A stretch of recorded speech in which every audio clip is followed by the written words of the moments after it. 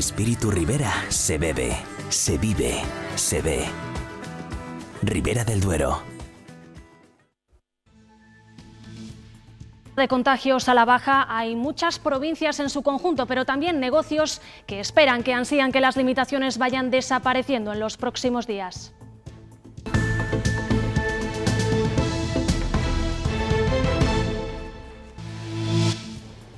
Aunque no tienen permitido abrir, hoy en Burgos cientos de hosteleros lo han hecho para protestar por las restricciones impuestas. No van a dar servicio, pero quieren llamar la atención de la Junta. Dicen necesitan trabajar. Hola, ¿qué tal? Enseguida hablaremos con el presidente de la Junta, que ya nos está escuchando en directo desde Salamanca. Presidente, buenas tardes. Hola, muy buenas tardes. Estamos con usted para hablar de toda la situación sanitaria que está viviendo Castilla y León. Este sábado se reducen a la mitad las muertes, 18 fallecidos y también caen los contagios. Además, los cribados masivos siguen repitiéndose por nuestra comunidad. Hoy en el barrio leonés de Eras de Renueva. Hasta allí nos vamos. Mónica Murciego. A las 9 de la mañana ha comenzado este cribado masivo entre la población del área de salud de Eras de Renueva, en León capital, que tiene en torno a cerca de 20.000 cartillas sanitarias. La población ha acudido de forma masiva. A estas horas la situación es algo más tranquila, pero a lo largo de la mañana hemos visto colas de leoneses que han acudido a hacerse la prueba, que no pretende otra cosa más que detectar a los asintomáticos que están contagiando el virus sin saberlo y que deben guardar cuarentena. En este segundo día de reapertura de los centros comerciales, la normalidad va abriéndose camino, pero también hemos podido conocer muchas historias de supervivencia de pequeños comerciantes que han quedado abiertas. Me metí hace 2 años y medio con toda la ilusión y la verdad es que llega un momento que dices, es que me están hundiendo la vida. Que sin ningún tipo de ayuda directa, pues es que no sé cómo podemos salir de esta. Y es que ni siquiera se han anunciado. En lo que va de año, escuchen bien la cifra, 32.000 inmigrantes han llegado a las costas españolas. Algunos hasta aquí, hasta Castilla y León. Hoy escuchamos cómo es el duro camino que encaran antes de subirse a una patera. Il y a la police marocaine, les gendarmes qui viennent nous saccager là-bas, ils brûlaient tous, les habits, tout. Si te pillan, te van a devolver a tu país. Un búnker que tú lo preparas, bueno, con tu manera y para poder salvar tu vida, para poder dormir. La próxima semana se cumplen 50 años de la celebración del Proceso de Burgos, un juicio contra 16 militantes de ETA que se convirtió en causa contra el franquismo. Ha marcado la historia contemporánea de la ciudad. La ciudad fue tomada prácticamente por la policía. Fue un error político de bulto del régimen franquista. El Tribunal Militar se arrepintió una barbaridad. La ausencia de viento y la humedad tras las lluvias de estos días han dejado esta mañana algunas nieblas que han ido desapareciendo. Esta tarde tendremos cielos poco nubosos y temperaturas de 12 o 14 grados.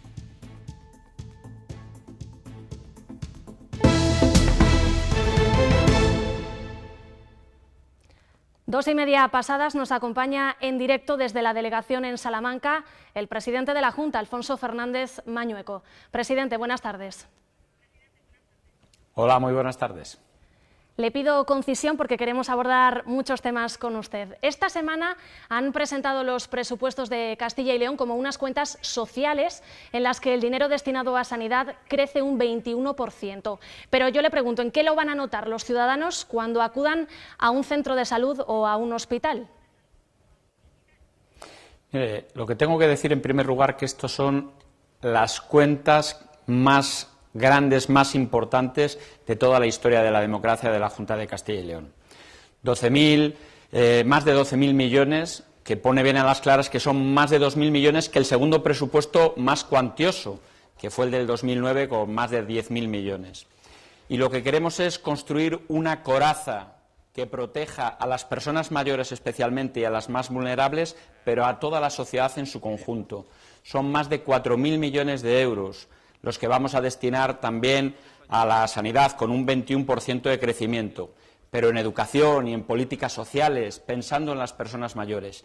Pero también van a ser un presupuesto que van a pensar en el futuro, que queremos apostar por la modernización de nuestra comunidad autónoma y por la recuperación económica. ¿En qué lo van a notar? En que va a haber más personal sanitario tanto en los hospitales como en los centros de salud. Fíjese, para que usted se dé cuenta, se ha incrementado la plantilla en la sanidad casi en torno a un 9%, casi un 10% con respecto a antes de la pandemia. Eso es algo que viene a fortalecer claramente bueno, pues el sistema sanitario de Castilla y León. Sí, en la sanidad rural, ¿cómo va a repercutir este aumento en el presupuesto? Pues lo que le estoy comentando, vamos a hacer una apuesta por la sanidad rural para garantizar la existencia de los centros de salud, de los puntos, de los consultorios. En estos momentos vivimos una situación especialmente complicada, como sabe todo el mundo. Por eso la cita previa telefónica es imprescindible para garantizar la salubridad, la salud de todas las personas, para evitar los contagios de quienes tienen que ir a los centros de salud, de quienes necesitan una atención sanitaria. Y, por supuesto, cuando haya alguna urgencia, llamar al 112 para que inmediatamente los servicios sanitarios de la Junta de Castilla y León estén a disposición de esa persona que necesita esa atención médica o sanitaria por esa urgencia que pueda producirse en cualquier momento y en cualquier lugar de nuestra comunidad autónoma.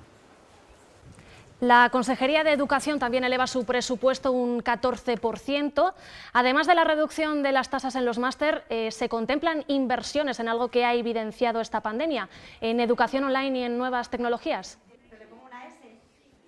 Por supuesto. Mire, lo primero que hay que hacer cuando hablamos de la educación es hacer un reconocimiento a toda la comunidad educativa, no solo los docentes, en especial a los alumnos, a las alumnas que se han portado de maravilla, se están portando de maravilla, y también, por supuesto, a los padres y a todo el personal que trabaja en el ámbito educativo. Hemos tenido que hacer un refuerzo en el ámbito de la educación pública, tanto en los centros públicos como en los centros concertados, más de 1.200 docentes, pero también hemos tenido que incrementar el personal en las personas que acompañan en el transporte público, los que acompañan en los comedores, los que tienen que reforzar los servicios de limpieza. Las aulas, nuestras aulas, las aulas de los centros educativos son seguros. 16.000 aulas y solo 200 se han confinado. Eso dice bien a las claras de la seguridad que existe en los centros educativos.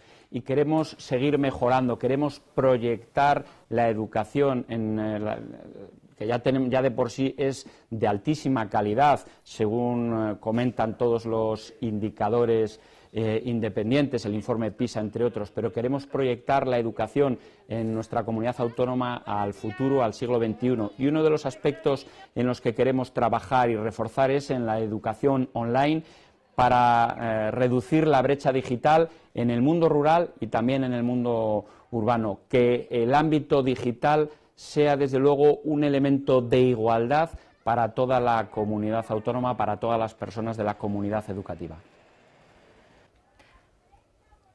Más asuntos, y aunque usted ya se ha pronunciado sobre la armonización fiscal que está pidiendo Esquerra para apoyar los presupuestos nacionales, queremos saber cuáles son las medidas concretas que plantea Castilla y León.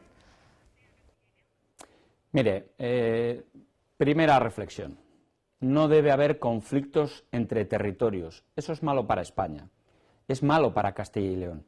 Los conflictos territoriales que se están alentando por quienes no creen en el proyecto de España, lo que viene a decir bien a las claras es que el Gobierno de España tiene que hablar con aquellas personas, aquellos responsables públicos, aquellas fuerzas políticas que tenemos un proyecto para España, que creemos en España. Eso es fundamental.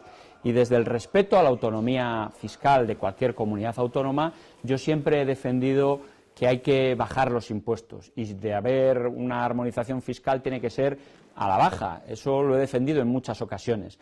Pero tengo que decir bien claro, lo que no se puede es justificar a dirigentes políticos que no tienen carne socialista para justificar el incremento de los impuestos.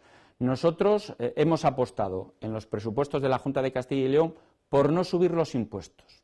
Hemos optado por el endeudamiento, porque entendemos qué es lo que se necesita en estos momentos para ayudar a las personas, a las familias y a las empresas. Es algo imprescindible. Por tanto, rechazo de plano la polémica que está generando Esquerra Republicana de Cataluña y me parece que no está a la altura el Gobierno de España en este terreno, porque lo que tiene que hacer es apostar, hablar, dialogar, entenderse con los que creemos en un proyecto para España. Sí, sin duda las cuentas se están perfilando en función de esta pandemia. Si nos permite, presidente, vamos a conocer los datos de hoy que ha habido aquí en Castilla y León. Desciende levemente esa curva de positivos en las últimas 24 horas. Se han registrado 737 contagios y baja también el número de muertes por COVID a la mitad respecto a ayer. Son 18, 13 de ellas en hospitales y 5 en residencias. Con esos datos, el próximo fin de semana de puente, presidente, se habrán levantado ya las restricciones en la mayor parte de Castilla y León. ¿Confía que Burgos y Valladolid reduzcan la tasa de incidencia? Vamos a ver, lo que tenemos que decir es que gracias a las medidas que se han adoptado, al esfuerzo de toda la sociedad en su conjunto y al sacrificio de los sectores afectados, estamos superando la situación crítica que estábamos viviendo. Eso hay que decirlo y hacer un reconocimiento a todos. Y, por supuesto, también darnos cuenta que las medidas están funcionando porque en las 2 últimas semanas se ha reducido la incidencia prácticamente al 50%. Y cuando hablamos de que baja la incidencia acumulada, estamos hablando que baja el número de fallecidos. Por tanto, salvamos vidas. Y también baja la ocupación en planta y en UCI en los hospitales. Usted mismo lo ha puesto de manifiesto con los datos. Yo creo que lo importante es continuar, perseverar en esas medidas que están siendo eficaces y también hacer un llamamiento a la población. No tenemos que bajar la guardia, ni en este fin de semana que estamos viviendo, ni el próximo fin de semana, ni en las Navidades. Tenemos que tener muchísimo cuidado. El virus está entre nosotros y lo que tenemos que hacer es mantener la distancia, utilizar la mascarilla, la ventilación frecuente, en fin, todas estas recomendaciones en las que venimos insistiendo de manera machacona y con mucha insistencia. El virus está entre nosotros y hay que tener mucho cuidado. Estamos llevando a cabo estrategias para identificar, como mencionaba usted en Eras de Renueva, aquellos asintomáticos, aquellos que no sabemos que están contagiados. Los estamos identificando, se lo estamos diciendo para que guarden la cuarentena. Yo creo que la estrategia de los antígenos está dando los resultados esperados y también es otra de las medidas que hemos adoptado y que es claramente positiva. Por tanto, la próxima semana vamos a esperar la evolución de los próximos días, pero van a ser muchas las provincias. Yo me gustaría que fuera la mayor parte de las provincias, pero vamos a tener prudencia, vamos a esperar. Todavía quedan algunos días para tomar decisiones. Ahí ya vemos la luz al final del túnel, abriendo la incidencia, o mejor dicho, abriendo las restricciones que habíamos adoptado en las provincias de Ávila y de Segovia, y mi deseo es poder abrir a todas las provincias, pero tendremos que esperar a la evolución de la incidencia acumulada en nuestra comunidad autónoma y en cada gran ciudad y en cada provincia. Esperaremos a ver qué ocurre. También le iba a preguntar por esa reunión de la Mesa por la Sanidad que está pendiente para negociar el decreto sobre las condiciones del personal sanitario. ¿Se ha producido algún acercamiento? Mire, lo que tengo que decir a este respecto es que el decreto tiene un objetivo distinto de la reacción que ha provocado. Hemos hecho un esfuerzo infructuoso de explicación adecuada del decreto. Lo que quiere el decreto es precisamente proteger a los profesionales sanitarios, proteger la sanidad y proteger la negociación con los representantes sindicales. Fíjese, en 2 semanas que lleva de vida el propio decreto no ha alterado las condiciones laborales de los profesionales sanitarios. Yo entiendo su disgusto, yo entiendo su cansancio, toda la sociedad lo entiende, porque toda la sociedad estamos cansados. Por tanto, yo lo que quiero es trasladar un mensaje de mano tendida. Vamos a seguir realizando diálogos públicos o privados para que todo el mundo tenga claro que vamos a proteger a los profesionales de la sanidad, que estamos pendientes de ellos y que vamos a hacer en los próximos días reuniones de diálogo, de entendimiento y, por supuesto, de acuerdo para que ese decreto, como todo el mundo ve, es un decreto que sirve para empujar la negociación con los representantes sindicales y también para proteger a los profesionales sanitarios. Y para ir terminando, presidente, el Consejo Interterritorial de Sanidad va a abordar la próxima semana las propuestas del Gobierno sobre las celebraciones navideñas a las que usted aludía antes. Toque de queda hasta la 1 y reuniones de 6 personas. ¿Se plantea la Junta ampliar tanto la hora como el número de asistentes, como ya están pidiendo otras comunidades?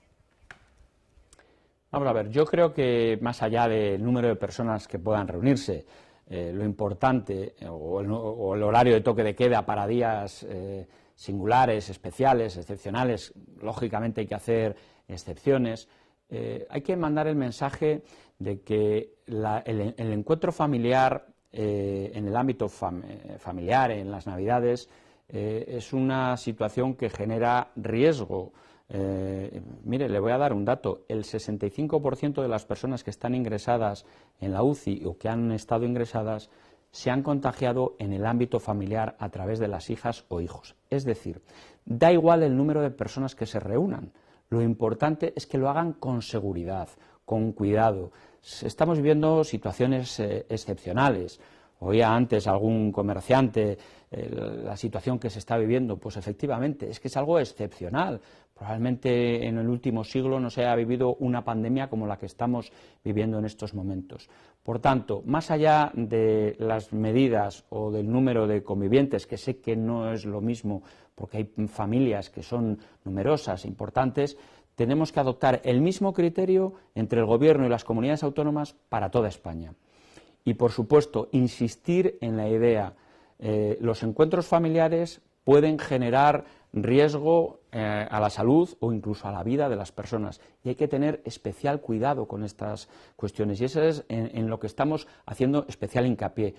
Tendremos encuentros familiares, sin duda, pero por favor, mascarilla, distancia, higiene, también la ventilación de los espacios cerrados son ideas importantes en las que quiero insistir en este momento. Presidente, entiendo que todavía no se baraja un tope de ese número de personas que puedan reunirse en Navidad. ¿No hay ningún supuesto encima de la mesa? Bueno, he insistido en que lo importante es que el Gobierno de España ejerza su labor de coordinación y que las comunidades autónomas también se nos escuche y hagamos nuestras propuestas, pero que se adopte una decisión para toda España. No tiene sentido el esperpento que estamos viviendo en algunos casos donde una comunidad autónoma toma una decisión y la de al lado toma la contraria. Yo creo que estamos hablando ante una cuestión común, ante un problema común y tenemos que dar una respuesta común en toda España. Y eso quien tiene que hacerlo es el Gobierno de España y las comunidades autónomas, todas de manera conjunta, porque cuando lo hacemos todo funciona mejor. Cuando se hace así, la sociedad en su conjunto, todas las personas, lo entendemos mucho mejor. Pues muchas gracias, presidente de la Junta de Castilla y León, por atendernos en directo desde Salamanca. Gracias.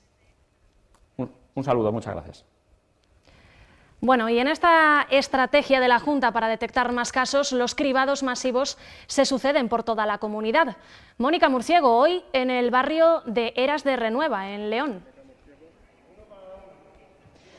Sí, la incidencia en la provincia de León ha bajado en las últimas 2 semanas en torno a un 20%. Sin embargo, este área de salud de Eras de Renueva en la capital leonesa era una de las que más preocupaba a Sanidad porque la incidencia está ahora mismo en 780 casos por cada 100.000 habitantes. Por eso, desde primera hora de este sábado se están realizando estos test masivos de antígenos. A estas horas, a las 3 menos 10, la situación es algo más tranquila, aunque hay un goteo incesante de leoneses, pero a lo largo de la mañana hemos visto colas, personas que vienen por tranquilidad a hacerse esta prueba que pretende eso, detectar a los asintomáticos que sin saberlo están contagiando el virus y que deben guardar la cuarentena. Hoy las cifras nos hablan de 151 positivos nuevos en la provincia leonesa y 5 fallecidos en los hospitales leoneses. Estaba por encima de 780 el índice acumulado de 14 días, pues esperamos detectar a pacientes asintomáticos y poder de esta manera controlar mejor la enfermedad. Por tranquilidad, sí, por tranquilidad. Me sorprendería que no fuera negativo, pero bueno, pero esto ya sabe, que como unas cajas sorpresas. Preocupada, pero bueno, si tengo que pasarlo, pues se pasa. Y seguimos en León porque en San Andrés del Rabanedo, semanas después de haberse realizado test masivos, Mónica, conocíamos hoy un nuevo brote. Cuéntanos. Sí, así es. La última hora de la situación epidemiológica en esta provincia preocupa también por ese nuevo brote en un centro sociosanitario, una residencia de ancianos que pertenece a esa área básica de salud de San Andrés del Rabanedo, aunque está en la localidad de Lorenzana, con una cifra de 58 personas positivas. Son 42 residentes, 42 personas mayores de ese centro y 16 trabajadores. Sanidad ya está desarrollando esa evolución, está analizando esa vigilancia epidemiológica en el que el resto de personal y de usuarios han dado negativo en esa PCR, pero vuelve a apelar a esa responsabilidad de todos y sobre todo a extremar las medidas sanitarias contra el virus. No es el único brote que hemos conocido hoy en residencias de ancianos. En Medina del Campo, en Valladolid, allí en la de Las Claras, 20 de sus residentes y 6 trabajadores han dado positivo. Enar Valerio, cuéntanos. Esta residencia, conocida popularmente como Las Claras, había estado libre de COVID hasta ahora, cuando 2 de sus residentes han dado positivo tras pasar por el hospital para hacerse una prueba de antígenos. Una vez conocidos esos 2 casos, se hicieron pruebas PCR a todos los ancianos y también a los trabajadores, con el resultado de 20 contagiados entre los cerca de 90 ancianos y otros 6 de los trabajadores. Por ahora son todos asintomáticos y se encuentran bien, aunque no se descarta que esas cifras puedan aumentar en los próximos días. La Gerencia de Salud ya se ha personado en el propio centro para estar al tanto de la situación. El PSOE de Castilla y León critica los módulos que ha instalado la Junta delante de los centros de salud para que las personas puedan esperar allí. Estos de Zamora, dice la secretaria de organización del PSOE, que instalan esas casetas de obra. Instalarlas es la última ocurrencia de la Junta. Quieren saber cuántas se han montado, si se han comprado o alquilado y también su precio. Nos están pidiendo no estar juntos más de 6 personas del mismo núcleo familiar. Cuando hay restricciones en el comercio, en la hostelería, cuando las terrazas están cerradas, nos están pidiendo a nuestros vecinos que les metamos ahí a más de 6 personas de distintos núcleos familiares. ¿No les da vergüenza? Bueno, y con los datos de ámbito nacional, Cataluña es la región que registra más de 1.500 casos en las últimas 24 horas por coronavirus y 61 fallecidos. Además, 12 personas han perdido la vida por COVID en Galicia y 5 más en Murcia.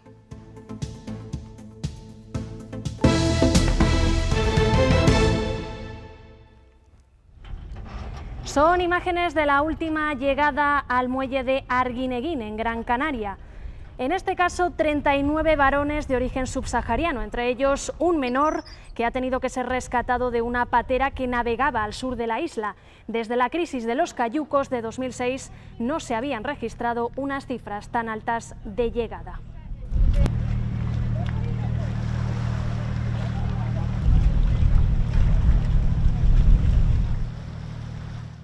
En lo que va de año han llegado a las costas españolas más de 32.000 inmigrantes. La tragedia no cesa ante el inmovilismo de los organismos internacionales. Recorren miles y miles de kilómetros para subirse en una patera y dejan en manos del mar su sueño: llegar a Europa en busca de futuro. Cuando vemos pateras llegar a las costas españolas, lo primero que se nos viene a la cabeza es cómo de dura habrá sido la travesía por el mar. Sin beber, sin comer, durante un día, sin tener nada. O sea, sí, para él ha sido muy duro. Pero ese es solo el final de un largo viaje. Este joven tardó 3 años en llegar a España desde Conakry, capital de la República de Guinea. En total recorrió 5.000 kilómetros hasta el monte Gurugú, en Nador, Marruecos. La policía marroquí pues iba a buscarles, les quemaba la ropa, todo lo que tenían. A veces te devuelven en un país que no es tu país. Allí esperan meses escondidos en cabañas. Un búnker que tú lo preparas, bueno, con tu manera y para poder salvar tu vida, para poder dormir. Estuve ahí solo sin mi familia y sin nadie. Hasta poder montarse en una patera. Las mafias les cobran miles de euros por la barca y por sobornar a la policía marroquí. Ahí una persona paga 3.000 euros, 4.000. El deseo de escapar de su continente era más poderoso que el terror de navegar por el mar. El que tiene miedo no se va a meter nunca en la partera, pero el que se ha tomado su decisión para subir la partera, yo creo que esta persona no tiene miedo. Si yo tuviera miedo no íbamos a llegar a ningún lado, porque yo era el capitán. Entonces tuve que hacer lo posible para salvar a 34 personas. Los tres salieron de sus países en busca de un futuro mejor. Cada día estudiando, haciendo cosas. Y he terminado un curso de cocina hace poco. Estaba muy contento porque ya el sueño se está realizando. Y con ese mismo anhelo, más de 32.000 inmigrantes han llegado a las costas españolas en lo que va de año. ACCEM es una de las ONGs que proporcionan recursos básicos a estas personas. El año pasado dieron asilo a cerca de 150 inmigrantes solo en Valladolid. Dicen que se trata de un problema internacional que Europa tiene que solucionar de manera urgente. Es decir, habrá que fomentar mucho la ayuda en origen para que esas personas no tengan que salir de sus países. Nadie queremos irnos y separarnos de nuestras familias. Las generaciones que están viniendo son las más preparadas de África. El atentado que acabó ayer viernes con la muerte del director del programa nuclear iraní ha conmocionado Teherán, que amanecía hoy con carteles en las calles y unanimidad en las portadas de los periódicos. Grupos de ciudadanos se manifestaron anoche en señal de duelo y de protesta. Irán califica el acto de ataque terrorista y lo atribuye a la inteligencia de Israel.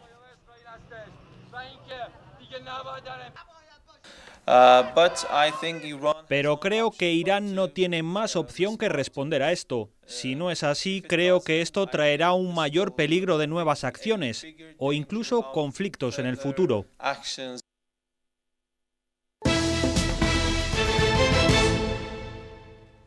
Hoy los hosteleros de Burgos han abierto sus puertas, aunque no tienen permitido hacerlo por las restricciones. Lo hacen de manera reivindicativa porque dicen que les va a ser imposible sobrevivir hasta final de año con todo cerrado. Dicen que es un acto de desobediencia civil. Noelia Ordóñez. Así lo han llamado, pero la protesta va a ser pacífica. Han leído un manifiesto previo a la apertura de los establecimientos en el que han dado a conocer públicamente que han llegado a un punto sin retorno. El acto surgió espontáneamente a través de WhatsApp y con él quieren mostrar a las administraciones que no pueden seguir cerrados sin recibir ninguna ayuda. Volverán a abrir los establecimientos esta tarde de 6 a 10, pero no van a realizar actividad ordinaria. Tenemos nuestros negocios desde marzo con una limitación brutal y que encima no hemos recibido todavía ni un euro de ayuda. Somos de las pocas comunidades que no se ha planteado ningún tipo de ayuda al sector. Queremos pues que se tomen decisiones ya, porque no podemos estar aguantando más tiempo cerrado, queremos trabajar. A fin de año no, muchos locales no van a poder abrir. Eso en la hostelería. En los pequeños comercios algunos vuelven al trabajo, sobre todo en las provincias de Ávila y de Segovia, donde este fin de semana los centros comerciales están abiertos de nuevo. Ana Agustín, Ávila, ¿cómo está siendo esta jornada? La reapertura de los centros comerciales ha dejado también al descubierto muchas historias de supervivencia, historias que nos cuentan los pequeños comerciantes que han tenido que hacer frente a la adversidad que consideran injusta por estar situados en una gran superficie. Abren puntualmente sus puertas con mucha incertidumbre en el semblante. Juan Luis regenta una tienda familiar de ropa de hombre. Tuvo que llevar alerta a sus empleados. Ahora les ha vuelto a rescatar. No se puede coger y decretar un cierre sin anunciar ningún tipo de ayuda directa, porque se oye mucho a la hostelería, pero también estamos los comerciantes, las pymes, que no son los únicos que residen en los centros comerciales, en la grande superficie, los Bershka, los Zara, ¿no? También estamos pequeñas empresas. Las pymes de estas grandes superficies consideran que han sido tratados injustamente. Mientras otros pequeños negocios de la ciudad permanecían abiertos, ellos han tenido que echar el cierre durante 21 días. Me parece un poco injusto lo que hemos vivido, porque nosotros teníamos ya hechos todos los pedidos de Navidad, los hemos estado recibiendo estando totalmente cerrados, sin ningún tipo de ingreso. Gracias a Dios la gerencia pues sí que nos ha hecho un pequeño descuento en el alquiler y bueno, parece que no, pero pero es que los gastos no te los quita nadie, los impuestos... A pesar de estas historias duras, emprenden este camino con ilusión, como si les hubiera tocado la lotería por poder volver a abrir sus comercios. Dicen, están dispuestos a ofrecer su mejor servicio. Las medidas sociosanitarias, como la distancia social, están produciendo cambios en mayores y en pequeños, que son curiosos. Por ejemplo, la venta de productos para los piojos, que Cristina Calvo ha bajado. Aquí en las farmacias en este mes de noviembre lo que más se vendería en estos momentos serían antigripales y también productos para los piojos. Y nos aseguran, este tipo de productos han caído en sus ventas radicalmente. ¿El por qué? Pues lo tienen muy claro. Los niños son los que mejor se están portando en esta época de pandemia y están manteniendo la distancia social en la clase y fuera de ella, y por eso la venta de estos productos ha caído de forma exponencial. Esta que no se mueve mucho. El conjunto de los antipiojos, pero tanto champús como lociones, como liendreras, toda la línea de antipiojos, la caída ha sido espectacular, por encima del 80%, este año no nada. Y lo que has dicho, la importante que es cumplir con la separación. Los niños nos están dando una lección que cuando les han dicho no os juntéis, son los únicos que yo creo que de verdad no se están juntando.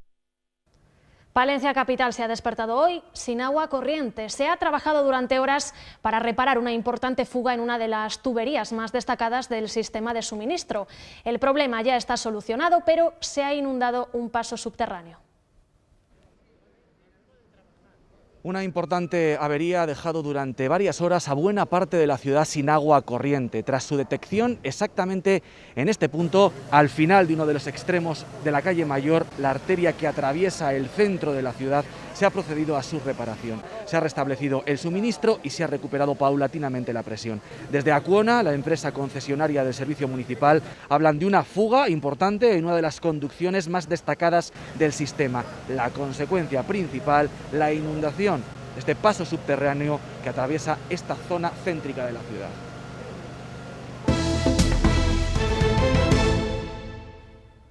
...16 militantes de ETA, un consejo de guerra y 6 peticiones de pena de muerte para los procesados puso toda la atención en una ciudad, en Burgos, capital durante el mes de diciembre de 1970 de un proceso que fue mucho más que un juicio. Fue una estrategia para arrinconar al franquismo hace 50 años.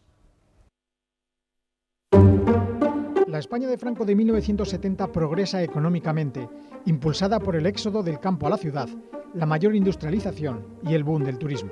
La dictadura de Franco está cerca de la agonía y se prepara el relevo, pero la oposición interna y las protestas continúan. Burgos, sede de la sexta región militar que incluía las entonces llamadas provincias vascas, es el lugar elegido para el juicio. Los 16 procesados esperan en el penal de Burgos ellos y en el actual Teatro Clunia ellas, en una ciudad que va a ser noticia todo el mes de diciembre de 1970. Fue tomada prácticamente por la policía, fue tomada, entre comillas, por los periodistas extranjeros, por mucha gente acreditada. En esta sala, 13 hombres y 3 mujeres, entre ellos los máximos dirigentes de ETA. Sus defensas consiguen que el juicio no sea a puerta cerrada. Las 9 penas de muerte solicitadas por el fiscal militar y los 700 años de cárcel en su conjunto hacen que el Consejo de Guerra sea seguido en todo el mundo. El régimen quiere dar un escarmiento a la banda, pero ETA se propone juzgar al franquismo. Aprovechar que en el juicio nos van a dar la voz para decir, bueno, cosas respecto a lo que ocurrió, vamos a utilizar ese espacio, esa situación, para hacer esas reclamaciones políticas y esas críticas políticas. Fue un error político de bulto del régimen franquista el acumular en un solo sumario a 16 inculpados de diferentes hechos delictivos. 50 años después, el entonces redactor de La Voz de Castilla aún se lamenta sobre la que pudo ser la exclusiva más importante de su vida. Yo conocí la sentencia unas horas antes de hacerse pública. No fue posible publicarla. El director del periódico me dijo, si damos esto, te fusilan a ti y a mí. Y transcurrido medio siglo, se desconoce quién fue el autor de los hechos juzgados, la muerte del inspector de la Policía Nacional, Melitón Manzanas. ETA había hecho eso, pero que ninguno de ellos había sido el ejecutor de ese delito. El proceso de Burgos sigue vivo para los historiadores, por ser el comienzo del fin del régimen y la escalada de ETA hacia su deriva terrorista. Los sentenciados a muerte por el proceso de Burgos fueron finalmente indultados. Antes de que se publicara la sentencia, hubo protestas en toda España. El propio Miguel Delibes intercambió cartas que conserva su fundación con el ministro de Justicia de la época, demostrando así su lucha por las libertades. Los 70 eran tiempos difíciles para luchar por los derechos humanos en España. Miguel Delibes y el padre Llanos, aliado del escritor contra las penas del proceso de Burgos, trataron de razonar por carta con el titular de Justicia del régimen, Antonio María de Oriol. Justicia y respeto a la vida, solo pedían eso. El contenido fundamental de las cartas iba, por un lado, no tanto en pedir clemencia, sino pedir que, por un lado, se les aplicara justicia civil y, por otro lado, que se evitara el pedir la pena de muerte. La respuesta del ministro no se demoró, discrepaba entre lo que se consideraba justo y criticaba el uso que daba Delibes al término protesta. El padre Llanos instó a no rendirse y Delibes volvió a la carga, esta vez con una misiva manuscrita. Intenta ser respetuoso con el ministro, pero también le insiste en que la no violencia, la protesta, ha sido siempre la forma de sacar adelante grandes cambios, y pone como ejemplo en la propia carta a Gandhi o a Martin Luther King. No conocemos la última respuesta del ministro. Los hechos hablan por sí solos. La pena de muerte fue conmutada, aunque hubo que esperar a 1978 para derogar la pena capital. Colocados en círculo, me tiraban a puñetazos de uno. El centro de esquí nórdico de Navafría, entre Segovia y Madrid, echa el cierre después de estar 13 años abierto. La crisis económica y sanitaria ha hecho imposible el mantenimiento de este espacio, uno de los pocos en la Sierra de Guadarrama para practicar esta modalidad. Carlota Muro.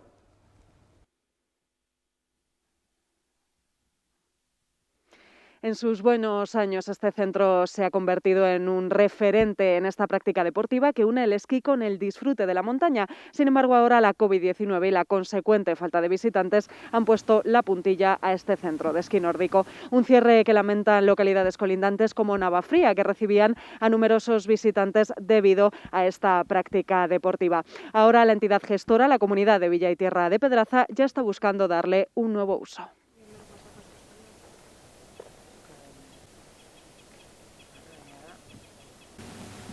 Había muchas ganas. Aprovechar un poquito para disfrutar, solo entre amigos. Hay que ayudar a esta gente, como sea. Con mucha ilusión, pero con mucho miedo. Y de la montaña a otro entorno natural privilegiado. Las últimas lluvias han logrado que el Pozo de los Humos, al sur de la provincia de Salamanca, nos deje imágenes como estas. La cascada de 50 metros de altura en el cauce del río Uces ofrece al visitante una belleza natural única. El otoño es una de las mejores etapas del año para pasear por este hermoso lugar. Con este paseo nos vamos. Más información en ciltv.es. Ahora los deportes. Adiós.